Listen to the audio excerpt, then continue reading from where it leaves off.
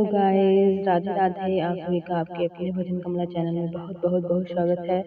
तो फ्रेंड्स, आप सभी के लिए एक प्यारा सा भजन लेके आए हैं। तो अगर आप सभी को अच्छा लगे तो लाइक सब्सक्राइब शेयर जरूर करें। तो चलिए। आजो जनकपुर में माड़वा बड़ा सुहावन जय श्री राम। लागे। आजो जनकपुर में माड़वा बड़ा सुहावन लागे। सिया जीव के चढ़ेला हरा दिया मन भावन लागे। लगन के चढ़ेला हरा दिया मन भावन लागे। आजो जनकपुर में माड़वा बड़ा सुहावन लागे। सिया जू के चढ़ेला हरा दिया मन भावन लागे।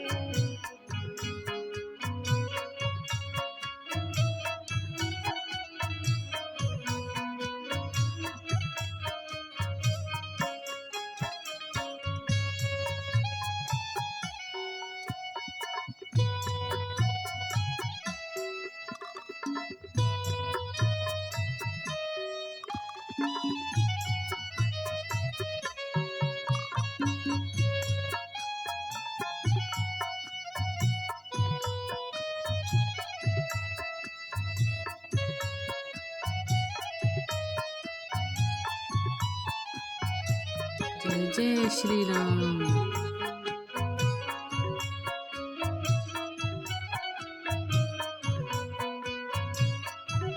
जय जय श्री राम।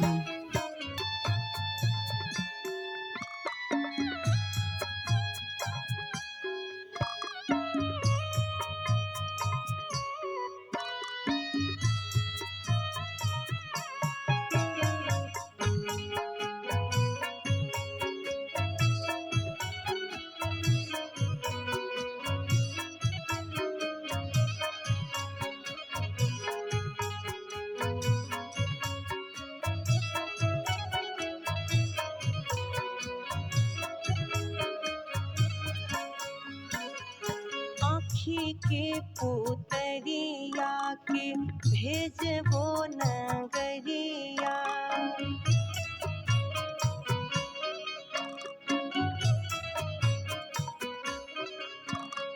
धरती तरकी जई है गिरी है बिजुरिया।